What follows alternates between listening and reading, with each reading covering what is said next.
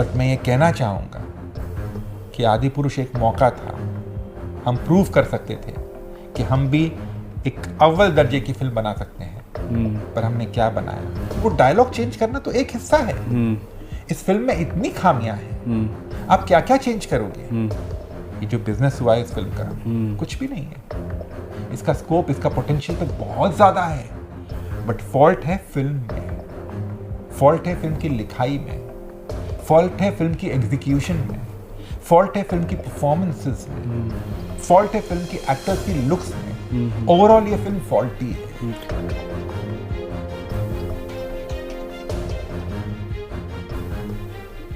हे hi guys, film fever में आप सभी का बहुत बहुत स्वागत है। दोस्तों, इस वक्त हैं मेरे साथ इंडिया के जाने माने फिल्म एक्सपर्ट और ट्रेड एनालिस्ट श्री तरन आदर्श। बहुत बहुत स्वागत है सर आपका फिल्मी फीवर में। Thank you Ravi, thank you very much. आपका मैंने ओपिनियन लिया था, फिल्म का नाम था आदिपुरुष।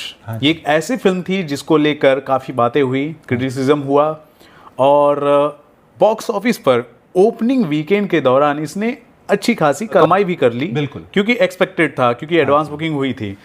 और क्योंकि आपने इस फिल्म को भी क्रिटिसाइज़ किया है, आपको फिल्म पसंद नहीं आई थी। तो काफ़ी लोग कह रहे थे देखो, अगर आप क्रिटिसाइज़ कर रहे हो तो क्या हुआ, बॉक्स ऑफिस पर कलेक्शन तो हो रहा है अच्छा खासा। और अब देख लीजिए, काफ़ी दिन हो चुके हैं, इस फिल्म ने दम तोड़ दिया बॉक्स ऑफिस पर, धाराशाही हो गई, कोलैप्स हो गई।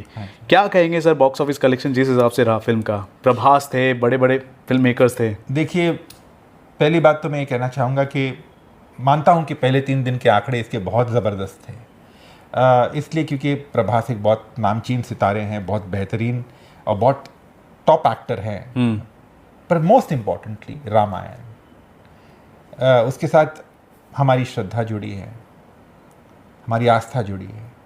और रामायण देखने के लिए मेरे लिए Prabhas was not as important मेरे लिए था रामायण में देखूं बड़े पर्दे पर।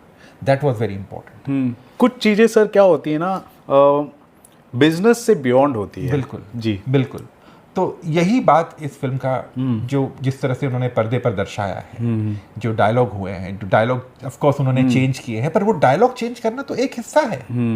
इस फिल्म में इतनी खामियां हैं, आप क्या क्या चेंज करोगे? डायलॉग तो आपने 4-5 चेंज कर दिए, पर वो जो सीन्स हैं, वो जो गेटअप हैं, वो जो कई मतलब डिस्टॉर्शंस हैं रामायण का जिस तरह से डिस्टॉर्शन आपने दिखाया है, वो आप कैसे चेंज करोगे फिल्म में? तो एनीवे, पब्लिक ने इसे रिजेक्ट किया है। मैं नहीं कहूँगा कि किसी ने रिजेक्ट किया है या क्रिटिक्स ने रिजेक्ट किया है या किसी के रिव्यू लिखने से कोई फर्क पड़ा है।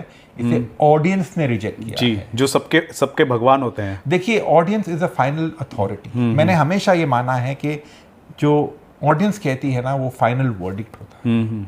हमें बेशक पिक्चर पसंद आ जाए, नहीं पसंद आए, पर जो ऑडियंस कहती है, the audience can be very rewarding and can be very ruthless. वो आपकी फिल्म को आसमान पे बिठा सकती है और ज़मीन पे गिरा सकती है। और 3 दिन उन्होंने सोचा, जो एडवांस बुकिंग भी इस फिल्म को लगी थी, यही सोच कर के रामायण देखने जाएंगे हम बड़े पर्दे पर। और at the same time Prabhas है इस फिल्म में, जो प्रभु श्री राम का पात्र निभा रहे हैं। तो पर जब फिल्म देखी तो उसके जो कलेक्शन में जो गिरावट है वो स्वाभाविक थी। उसमें कोई चकित होने की बात नहीं है, कि उसमें सरप्राइज होने की बात नहीं है, क्योंकि जैसा कि मैंने हमेशा कहा है कि आपने एक बुरी फिल्म बनाई है या एक एवरेज फिल्म बनाई है, तो कहीं ना कहीं उसकी बॉक्स ऑफिस कलेक्शन में वो रिफ्लेक्ट होगा और वो नज़र आएगा। तो इस फिल्म को जब ऑडियंस ने रिजेक्ट किया, तो इसकी जो गिरावट हुई है, शुक्रवार, शनिवार, रविवार अच्छे रहे, बहुत अच्छे रहे, मैं डिनाई नहीं करता, पर जो मंडे से गिरावट देखी गई है और आज तक वो गिरावट चल रही है, 2 हफ्ते में इस फिल्म ने मतलब कहते हैं टिकट खिड़की पर दम तोड़ दिया। तो ये एक अच्छी निशानी नहीं है। इससे प्रूव होता है कि ऑडियंस ने इसे रिजेक्ट किया है। ऑडियंस ने अक्रॉस इंडिया इसे नापसंद किया है। ऑडियंस ने जिस तरह से ये दर्शाया गया है बड़े पर्दे पर रामायण, वो उन्हें पसंद नहीं आया। जी, इससे ये भी साबित हो जाता है कि हमारे पास एक्चुअली में बड़ा मार्केट है। ऑडियंस के पास बिल्कुल उस फिल्म को देखने के लिए जो पैसे खर्च होते हैं, वो पैसे भी हैं, बड़ा मार्केट है। बस शर्त ये है कि आप फिल्म अच्छी दे दीजिए। एक बात कहूँ मैं आपको रवि, हम हमेशा सुनते आ रहे हैं और ये आज की तारीख में काफ़ी सुनते आ रहे हैं, साउथ से बाहुबली आई, साउथ से बाहुबली 2 आई, KGF साउथ ने KGF दी, KGF 2 दी, वापस साउथ ने कांतारा दिया, साउथ ने RRR दिया, बॉलीवुड को तो बहुत पीछे छोड़ दिया है। बराबर है, ये अक्सर बातें कही जाती है और लिखी जाती है और बोली जाती है, बट मैं ये कहना चाहूँगा कि आदिपुरुष एक मौका था, हम प्रूव कर सकते थे कि हम भी एक अव्वल दर्जे की फिल्म बना सकते हैं, पर हमने क्या बनाया? हम टक्कर दे सकते थे इन फिल्मों को। और रामायण एक ऐसा सब्जेक्ट है, अगर आप बड़े पर्दे पर उसे उतनी ही सच्चाई के साथ, एक ऐसी उसे उतनी ईमानदारी के साथ, सच्चाई के साथ और डेडिकेशन के साथ आप उसे प्रस्तुत करते हैं बड़े पर्दे पर, तो उसका बिजनेस आप इमेजिन नहीं कर सकते। ये जो बिजनेस हुआ है इस फिल्म का, कुछ भी नहीं है। इसका स्कोप, इसका पोटेंशियल तो बहुत ज़्यादा है, बट फॉल्ट है फिल्म में, फॉल्ट है फिल्म की लिखाई में, फॉल्ट है फिल्म की एग्जीक्यूशन में, फॉल्ट है फिल्म की परफॉर्मेंसेस में, फॉल्ट है फिल्म की एक्टर्स की लुक्स में। ओवरऑल ये फिल्म फॉल्टी है। इतना फॉल्ट जब आ रहा है, फिल्म मेकर्स भी हैं, वो भी इंसान है, उनके पास भी इतना तो IQ होगा कि कहाँ कहाँ फॉल्ट है।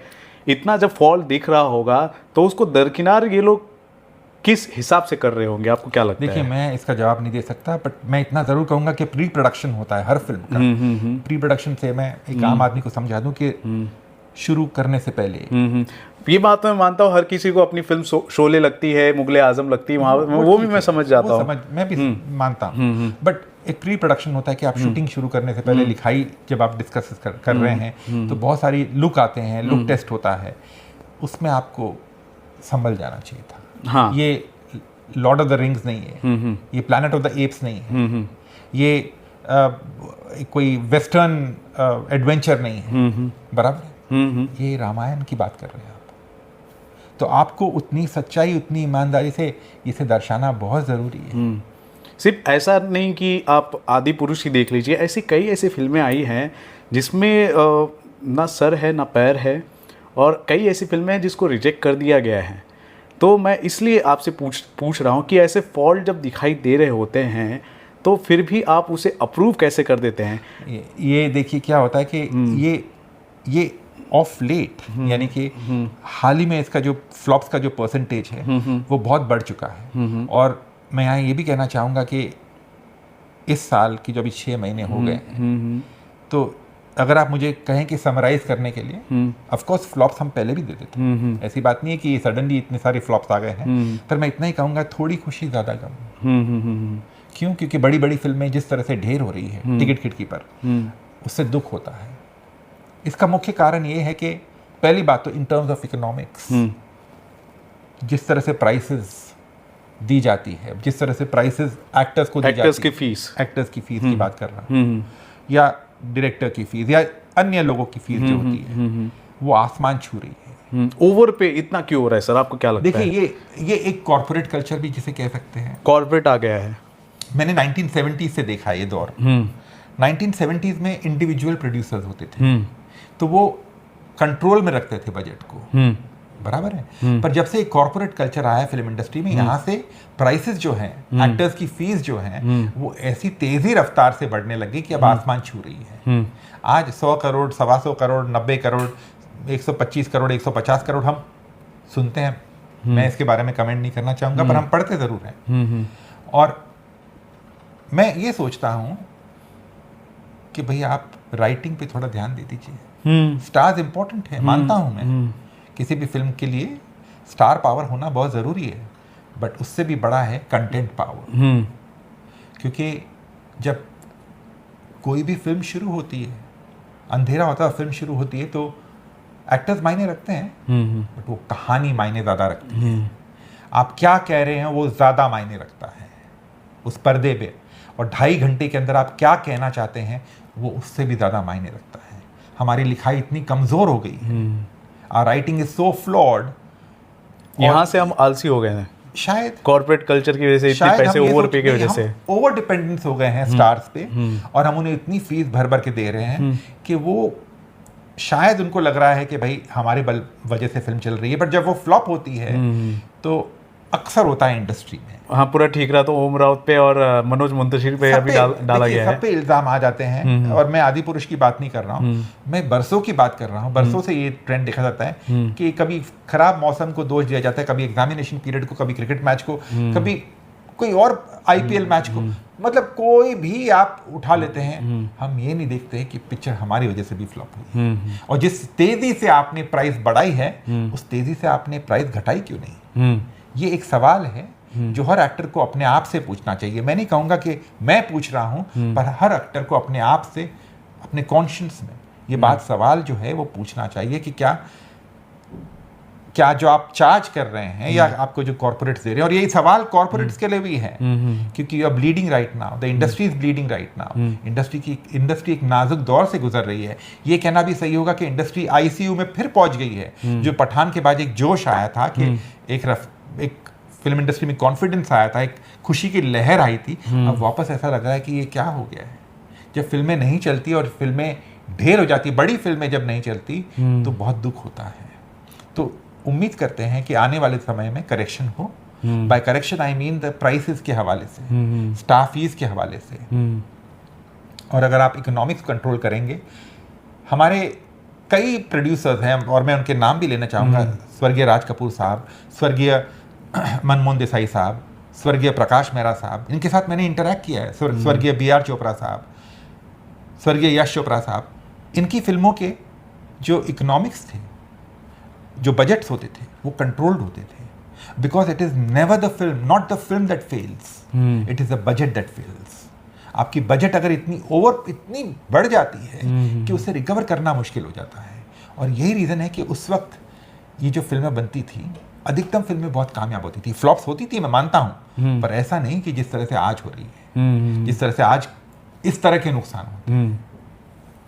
ये खुद ही दे रहे हैं पैसे, और खुद कहते जिम्मेदार हैं, क्योंकि अगर हमने ही ये गलतियां की हैं तो हम दूसरों को जिम्मेदार नहीं ठहरा सकते। और बाद में खुद कहते हैं कि यार हमारी फिल्म को लोग क्रिटिसाइज कर रहे हैं, और ये कहते हैं कि भाई नहीं, और ये भी कहते हैं कि भाई दर्शक हमारी फिल्म देखने नहीं आ रहे। दर्शक आपकी फिल्में देखने आएंगे बशर्ते आप एक अच्छी फिल्म बनाएं, एक उम्दा फिल्म बनाएं। अगर आप अच्छी उम्दा फिल्म नहीं बनाएंगे तो वो नहीं आएंगे। और मैं यहाँ पर कहीं ना कहीं ये बहुत ही सिंपल सी चीज है सर, बहुत सिंपल चीज है। और यहाँ पर कई बार मैं एक फॉल्स परसेप्शन जो क्रिएट किया जाता है मीडिया में, ये पिक्चर हिट हो गई है, ये पिक्चर बहुत अच्छी जा रही है, हालांकि वो पिक्चर फ्लॉप हो गई है।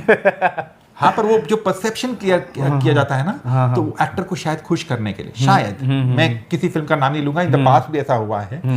तो मैं कहता हूं कि उन जर्नलिस्ट को भी रियलाइज करना चाहिए कि आप इस इंडस्ट्री को हार्म कर रहे हैं। वैसे कई जर्नलिस्ट हैं, अरे सेंसर रिपोर्ट बहुत अच्छी आई है फिल्म की। सेंसर रिपोर्ट कब आई भाई? सेंसर वाले they are not suppose to talk and reveal the outcome of a film, कि उनको कैसी लगी या कैसी नहीं लगी है। तो ये आपने कैसे कहानी बना दी, और ये कैसे आप ये कहानी कहने लग जाते हैं कि ये पिक्चर की इनसाइड रिपोर्ट्स बहुत अच्छी है। इनसाइड रिपोर्ट्स आपको किसने दी है भाई? क्यों आप ये ढोंग कर रहे हैं, ढकोसला कर रहे हैं? क्यों आप ये आम आदमी को, जो अपने बहुत मेहनत की कमाई से टिकट खरीदने वाला है, उसको एक गलत झांसा देके थिएटर में बुला रहे हैं? अगर फिल्म अच्छी होगी तो वो अपने दम पे चलेगी। ऐसे लोगों की अभी क्रेडिबिलिटी कम होती जा रही है सर। बिल्कुल। ऑडियंस अभी आज के दौर में समझदार है। क्या होता है कि बहुत इंपॉर्टेंट है कि आप अच्छी फिल्म बनाएं। The bottom line is content. आप अच्छी फिल्म बनाइए। ऐसा कई बार हुआ है। हाल ही में एक फिल्म रिलीज हुई है विकी कौशल और सारा अली खान की, जरा हट के जरा बच के। बिल्कुल, जरा हट के जरा बच के। इंडस्ट्री में क्या लोगों का मानना था, ये फिल्म तो 10 करोड़ 15 करोड़ पे तो दम तोड़ देगी, इसे OTT पे आना चाहिए। आज ये 80 करोड़ पार कर चुकी है सर। दूसरे हफ्ते में देख लीजिए, इतने दिन बीत गए हैं, 2.5 करोड़ 3 करोड़ के आसपास का कलेक्शन कर रही है। वहीं आदि पुरुष लेटेस्ट रिलीज हुई है, वो अपने 7वें 8वें दिन में 3 करोड़ के आसपास का कलेक्शन कर रही है। 500 करोड़ की फिल्म का चौथा हफ्ता खत्म होगा और ये कल से 5वां हफ्ता शुरू होगा। उसके बावजूद ये मैदान में डट के खड़ी है फिल्म। आदि पुरुष आई है, आज भी कई फिल्में आई हैं हिंदी में, तेलुगु में, अंग्रेजी की इंडियाना जोन्स आई है, उसके बावजूद ये फिल्म मैदान में डट के खड़ी है। यानी कि कहीं ना कहीं ऑडियंस उसे पेट्रोनाइज कर रही है। इसमें कोई आलीशान सेट्स नहीं है, इसमें कोई स्विट्जरलैंड के लोकेशंस नहीं है या अमेरिका के लोकेशंस नहीं है। इसमें वो VFX नहीं है 500 करोड़ के। बिल्कुल वैसे VFX नहीं है। ये एक सिंपल कहानी कही गई है, एक साधारण मिडिल क्लास फैमिली की कहानी कही गई है जो दिल को छू जाती है, और यही इस फिल्म की जीत है। और यही मैं कहूँगा ऑडियंस ने इसे ही यही बात को लेकर इसे, वो कहते हैं ना कि इसे पास किया है फिल्म को।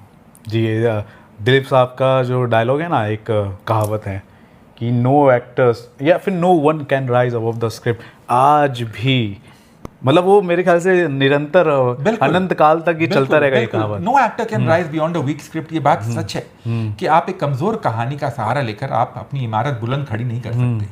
उस इमारत का ढेर होना बिल्कुल लाजिम है, बिल्कुल एक ना एक दिन इनएविटेबल है, क्योंकि आप अगर एक बहुत कमजोर कहानी लेके आएंगे और सोचेंगे कि सिर्फ स्टार पावर पे ही मैं इसे क्राउड इकट्ठा कर लूंगा, तो ठीक है, पहला दिन वीकेंड तक, हाँ वीकेंड, चलो वीकेंड मान लेते हैं। आज की तारीख में पब्लिक ओपिनियन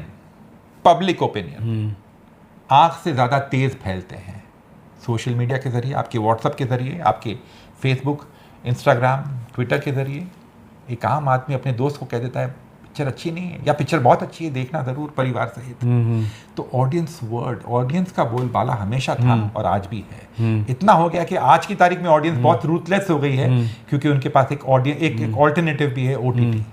वो बोलेंगे ही ना सर, क्योंकि वो खुद फिल्म देखने जाते हैं, खुद पैसा भरते हैं, वो बोलेंगे ही। बिल्कुल, और उन्हें हक है।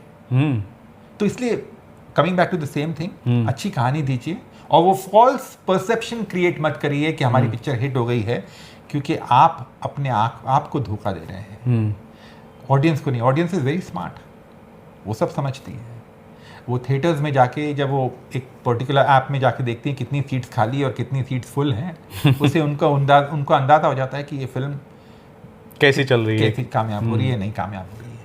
ठीक है, तो अब तो दम तोड़ चुकी है और लोगों को अब सबक लेना चाहिए कि आपने एक बात रखी है कि ये जो कॉर्पोरेट कल्चर आने की वजह से जो ओवर पे हो रहा है, वो थोड़ा सा उसमें लगाम लगाने की ज़रूरत है। कंट्रोल्ड वे में आप फिल्म बनाते हैं और स्क्रिप्ट पर काम करते हैं, ये ज़रूरी है। और ऑडियंस की भावनाओं को, ऑडियंस की टेस्ट को भी आपको समझना ज़रूरी है।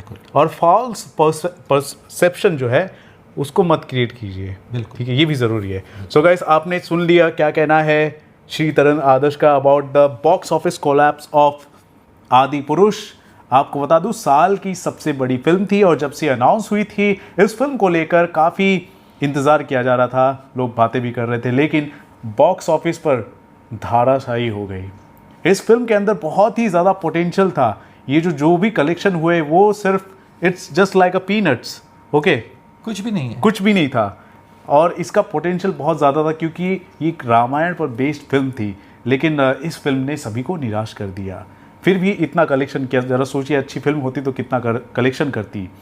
इस पूरे कन्वर्सेशन को लेकर, इस पूरे ओपिनियन को लेकर, सर के ओपिनियन को लेकर आप क्या कहना चाहते हैं दोस्तों, ज़रूर बताएं हमारे कमेंट सेक्शन पर। और दोस्तों, देखते रहे आपका अपना channel Filmi Fever. This is Ravi Gupta signing off. नमस्कार, बाय।